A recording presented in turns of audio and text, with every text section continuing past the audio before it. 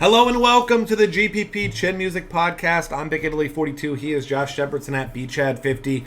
And tonight's going to be a fun night for tournaments. We got a lot of big names on the mounds, especially on DraftKings where you can get creative playing two of them. And there are plenty of values across the board where if you want to play two top pitchers, you can certainly do so. So we'll go ahead and start the debate here at the top. Chris Sale versus Chris Archer. Obviously, there's other guys in consideration, but as far as I'm concerned, it's these two guys, and then it's everybody else slightly below them. For me, I'm still going Chris Sale. I know it's a tough matchup against Boston. It is at the Cell. You don't like that, and maybe people overreact to his bad performance, like you mentioned before the show, at Boston last time. But Boston was from another planet right then for that 1 week in particular. But Chris Sale in his last 14 innings has allowed 5 hits and 29 strikeouts. So looks like this is the Chris Sale we're expecting. Maybe people will be scared off due to the tough matchup or perceived tough matchup, I guess, because there's not a lot of individual hitters that are great against lefties here. But for me, it's Chris Sale. Chris Archer still a great play. Of course, Minnesota, the worst road offense in all of baseball. But, I mean, Chris Sale, in my mind, I mean, he's hand in hand close to Clayton Kershaw's best pitcher in baseball. Yeah, I think Archer's the top arm on the night in terms of just floor plus ceiling. But I think, and maybe I'll be proven wrong, but I really think there are enough people that buy into the BVP and recent game logs that you're going to see a slight dip in Sale's ownership because he was roughed up to the tune of 7 earned runs against Boston just a handful of starts ago. And I hope it suppresses his ownership. The fact that he's the most expensive pitcher on both DraftKings and FanDuel is going to be another reason that you might see some gamers get off of Sale just a little bit and move down to Archer. But I think that makes him the best GPP arm. I do think that nobody has a higher ceiling than Sale on the slate. As good as Archer is, Sale's strikeout rate's higher on the year. And, I mean, the ceiling's through the roof. And he's opposing Rick Porcello. I feel actually better about the White Sox providing run support for Sale than the Rays. And the Vegas line opened with Archer as the biggest betting favorite tonight, but Sale's actually been bet up to over a minus 200 favorite at last check, and he's now taken over the top favorite line on the night. So I'm obviously the right people are in agreement with me that he's going to get some run support tonight. So I like that, but as you said, they're the top two. I think you can start your DraftKings teams with one of them. FanDuel, no problem with starting with one of them because I do think there are some good values for hitters.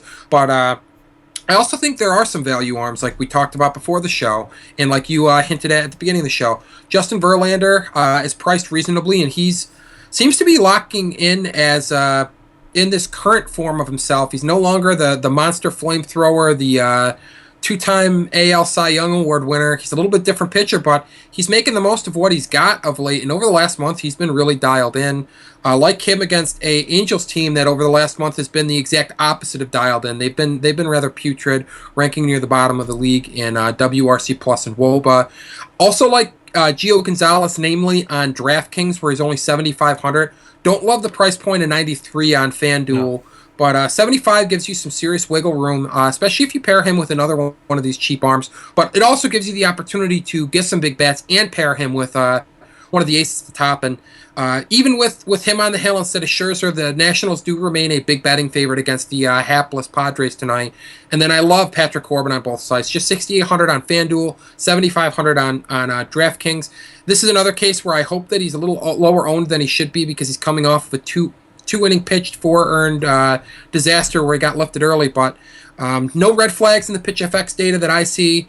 Overall, he's been good. He's been pounding the zone. No issues with control post Tommy John.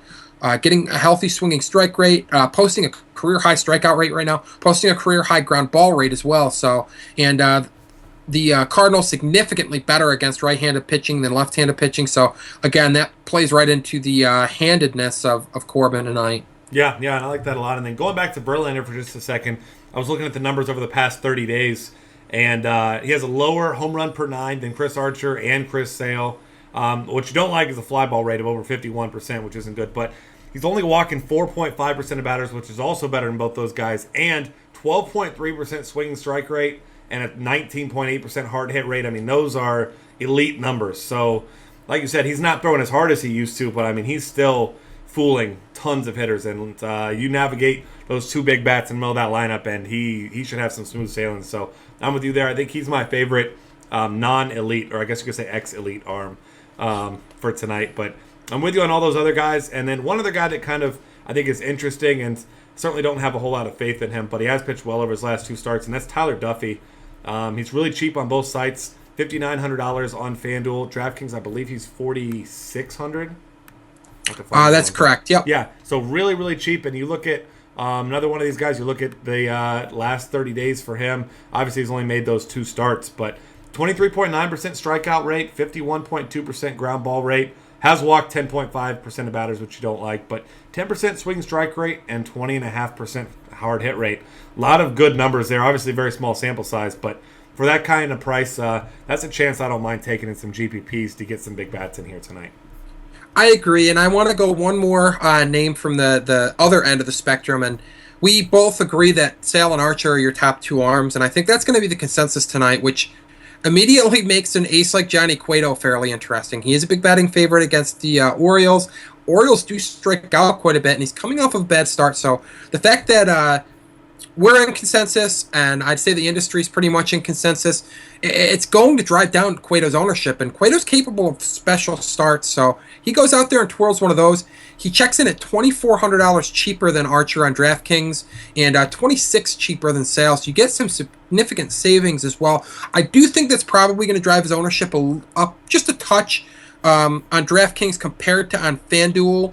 And on FanDuel, he's only $300 cheaper than Archer and $1,000 cheaper than Sale. So I think the fact that he's in such close proximity to the top two arms today makes him more interesting on FanDuel, where if you hit, I think he's going to be even lower owned there than at DraftKings. Yeah, could end up being the Dallas Keuchel of last night that nobody was really on, but certainly had the big upside and an okay matchup. So, yeah, I'm with you there.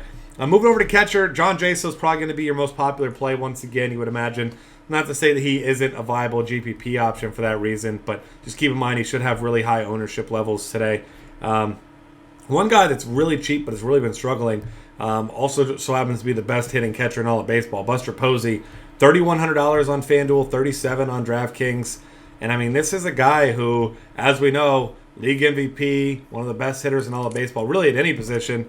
But, I mean, he's got a tough matchup tonight. Kyle Hendricks is only allowed at 285, a little bit of righties. But, I mean, if there's one guy that you expect that can really get to him tonight as far as right-handed bats, that's Buster Posey. And I certainly don't mind taking a chance on guys like this when they're in a little bit of a slump because you get that cheap price tag, and we know what this guy's capable of.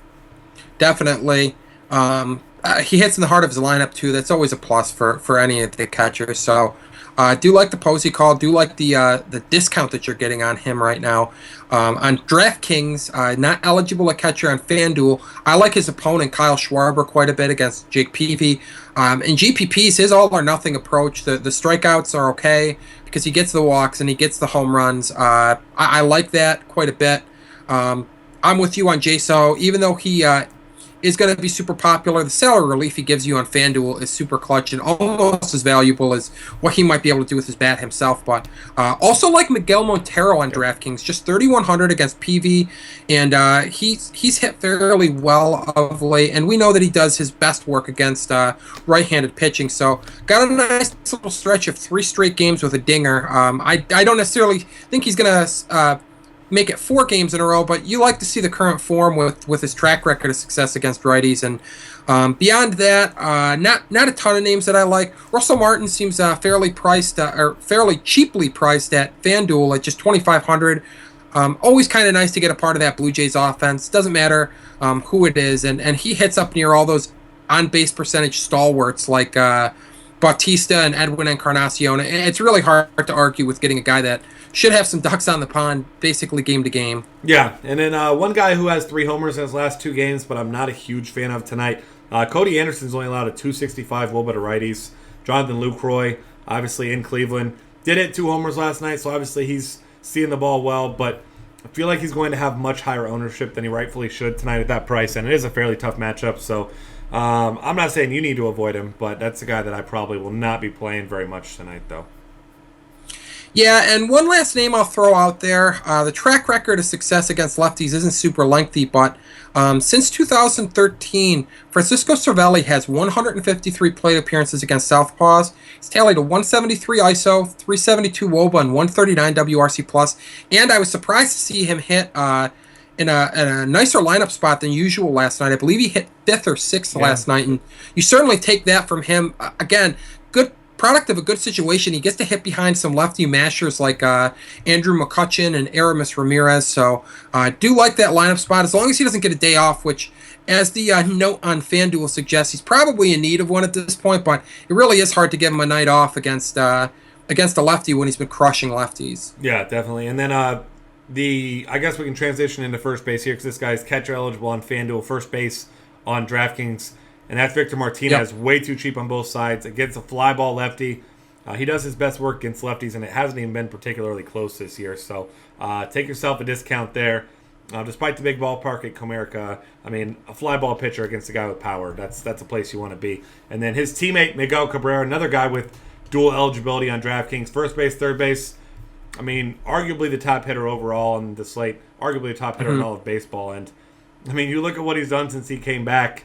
Let's see, 3-2-2-2, 3-2, 3 hits in his last 7 games. So then, I mean, we're talking about 2 doubles, a double, 3 doubles, double, double, double. I mean, the guy is just killing the ball like he always does. So you got to get yourself some exposure to Miguel Cabrera tonight. Going to be really hard to fit him into cash game lineups, especially if you're paying up for 1 pitcher on FanDuel or 2 on DraftKings. But, I mean, I have got to have some Miggy in my life tonight.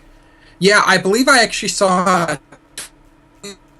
either this morning or last night that said that Miguel Cabrera has a 500 average since his activation from the disabled list. Has not dipped below 500, so to say that he's locked in is probably a gross understatement. Couple other names that I like. Anthony Rizzo, again, picking on PV with some lefties. I don't mind doing that. I think the Cubs have some sneaky stackability tonight. I also really like Carlos Santana, speaking of stacks and stackability. Indians went off last night, but I'm going right back to that well again. Jimmy Nelson's been very good lately, but we know what the fly in the ointment is for him, and that struggles with left-handed batters. And the Indians just trot one after the other out there. So Carlos Santana, dual eligible on DraftKings, just first base on FanDuel, but I like him quite a bit. He's very affordable, and that's definitely going to help if you want to pay up in some of these other positions or grab that ace starter and maybe pay up in the outfield. Santana is a nice little look. And looking over this year's numbers, we found some interesting. You found some interesting nuggets on a lefty-lefty matchup that might play out pretty well for another guy who could be a bargain first baseman. Yeah, I was looking for a decent value at first base with some upside. Adrian Gonzalez, obviously, in a lefty-lefty matchup, but nice ballpark for power. Obviously, a good matchup against David Holmberg because David Holmberg allows a ton of hard contact, 33.7% on the season. So Adrian Gonzalez looked into the numbers a little bit here. And numbers against lefties, 173 ISO, 366 WOBA, compared to 240, 372 against righties. Actually striking out almost 2% less against lefties than against righties. And actually hitting 27 points higher if you want to go batting average. So this is a guy that a lot of people overlook against lefties, but if you're going to pick on a bad lefty with a lefty, you're going to get low ownership on him tonight. And, I mean, this game's expected to have a whole lot of runs scored. So I'm a big fan of his tonight now. Yep. Other guys you can consider at first base, I'm going to look at Adam Lind again. He just kills righties throughout his career. Hasn't been particularly great recently, but I do like him against the young Cody Anderson, who, like I mentioned, has been very good against lefties, against righties, but has not been good against lefties. 345 WOBA allowed. So I feel like he'll go overlooked with all these other big names around here, and I think that he makes a good tournament option for that reason alone. Yeah, and Progressive Field's a pretty good ballpark for left-handed power. I mean, it's not exactly an offensive venue, but it does boost left-handed power a little bit, so you got to like that. And speaking of power being boosted, we both are in agreement. Jose Abreu against Rick Porcello is a good play at the cell.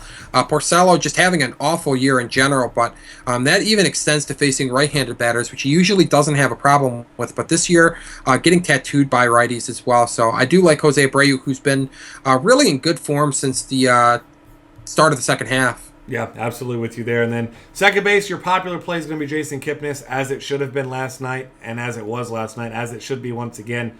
today, especially where his price dropped on FanDuel. You mentioned a lefty struggles with Jimmy Nelson, so we don't need to go into that too much more. But another guy, Ian Kinsler, crushes lefties. Another part of that Detroit team that may go overlooked because he's expensive, and guys like Kipnis kind of stand out tonight as well. But other options at second base, you got Brandon Phillips against the lefty. He's hit lefties fairly well. Brett Anderson, I'm not a huge believer in his. I don't know how many people really are. I know some people are, but I am not one of those people. And then I'll throw out Cesar Hernandez. Finally, the Phillies, well, I guess they didn't have too much struggles. Well, he did, I guess, against these last two guys. But everyone else seemed to hit the big guys. But now you get Bartolo Colon, who is just a god-awful pitcher at this stage in his career. So I'm picking on him with as many guys as I can. Cesar Hernandez can do a whole lot, especially run all the way to second base while Bartolo Colon is mid-delivery. I'd like to see that. Billy Hamilton and D. Gordon could probably do it. Couple DraftKings specials I'll throw out there. They're not second base eligible on FanDuel, but they are on DK. We got Ben Zobrist against Wei-Yin Chen at Kauffman tonight. Yep. Switch hitter, hits both lefties and righties really well. This is an instance where I do like getting a switch hitter because he's not going to be tied up by a right-handed reliever later in the game. And also Justin Turner against David Holmberg. In case it's not evident, we do like these Dodgers bats a bit against David Holmberg at Great American Ballpark. Turner fits that bill. And then value play, who is second base eligible on both sites. Kike Hernandez if you are on DraftKings, Enrique Hernandez if you are on FanDuel. Super cheap. Don't like the lineup spot, but this is the GPP podcast. We can be a little bit more forgiving on lineup spot if you give us a few things. You either give us some significant upside, which Kike Hernandez does, or you give us some significant savings, and he also does that. So minimum salary on FanDuel, $2,600 on DraftKings, where he is also shortstop eligible if you don't like the pool there. But really like what he allows you to do with some big bats elsewhere. And, I mean, you and I talked about getting Miguel Cabrera on cash games being difficult. We want to get him on some GPPs. We still want to get some of these big pitchers out there. You drop in Kike Hernandez, he's going to let you do that, or at least help let you do that. Yeah, I like that call a lot. And then if you want a less popular swerve down there, Jed Jerko did hit 2 homers last night, and this is not to chase that, but he does have good numbers against lefties throughout his career, really, but throughout this season. He's got a 345 WOBA, 153 ISO, not world beater numbers, but also walking almost 12% of the time. So we know that Gio Gonzalez on the opposite side is a good pitcher, but a guy who does struggle with right-handed bats at times, 332 WOBA allowed. So I think that he's going to be a guy that, unfortunately, with the 2 homers last night, probably a little higher owned than he would have been, but still a guy you can get for cheap with some upside. Yep. Third base options, there are a lot. As usual, Todd Frazier is still way too cheap. Finally paid off last night. 2 doubles, had himself a fine game. Brett Anderson, like I said, a lefty, doesn't miss a whole lot of bats, and Todd Frazier has a monstrous ISO against lefties. So there's your chalk play once again. I'm not saying you don't play him in tournaments, but he's going to have a pretty high ownership, especially on FanDuel. So just keep that in mind when you're building your lineups. A couple other guys. You got Nick Castellanos has been killing lefties this year, and he's a guy that just never seems to be on any rosters. But, I mean, even if you just look at his recent production, the guy is mashing the ball. So get yourself some Nick Castellanos at home, as even outside of your Detroit stack, because this guy's been killing the ball. Yeah, and since you mentioned Detroit, I guess this is a good time for a friendly reminder that Miguel Cabrera is third base eligible on DraftKings. Don't lose sight of that. Couple other names that I like. This is more of a bargain bin play, but Aramis Ramirez has a lengthy track record of hammering left-handed pitching. Gets one tonight, so I do like him. Actually gets arguably the worst pitcher on the slate. Chris Narveson hasn't... just is not a big league caliber pitcher, if we're being perfectly honest, brutally honest. But I do like Aramis a bit tonight, and he's third base eligible on DraftKings, not on FanDuel. But I like going to the desert for some games, and Yasmani Tomas, if he's in the lineup.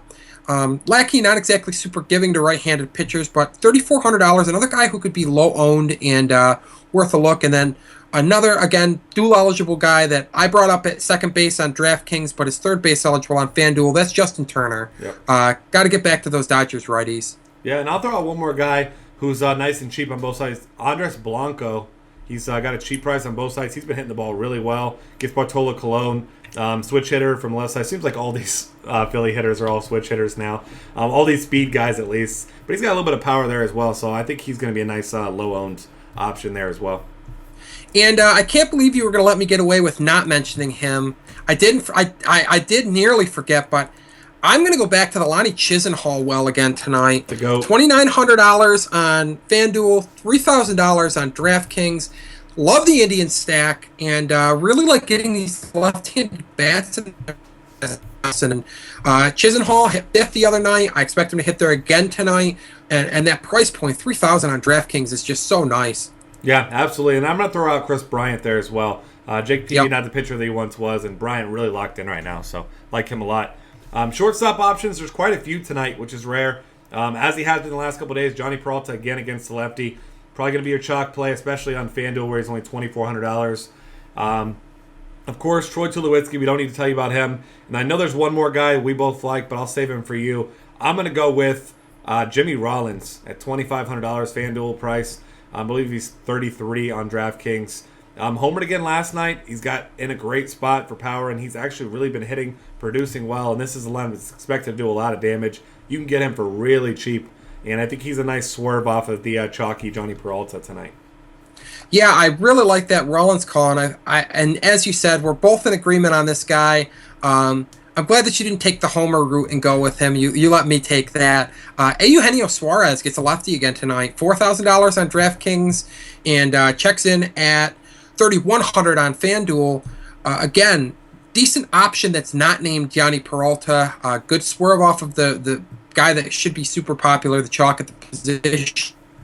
But you're not sacrificing anything. He is at a good homer-friendly venue. He's been crushing left-handed pitching, and he gets a good lineup spot. He's been hitting second frequently for the Reds, so I really like Suarez a lot tonight. Yeah, I'm with you there. And then we'll throw out one more guy you had mentioned for the show also, a guy who just continues to hit the ball very well, as Drupal Cabrera. Probably a little pricier than you'd like to pay, but we keep saying this, and this is a guy who has been an all-star. Like, he was a very good player before, just struggled earlier this season with Tampa Bay, so... definitely a guy that's crushing the ball. You can get him probably less than 5% tonight, I would imagine. Yep. All right, outfield options. Big bats that I'm a big fan of. Andrew McCutchen got a great price tag, under $5K on both sites against the lefty at Miami. And Chris Narveson, who you mentioned, doesn't even belong in the major leagues as far as we're concerned.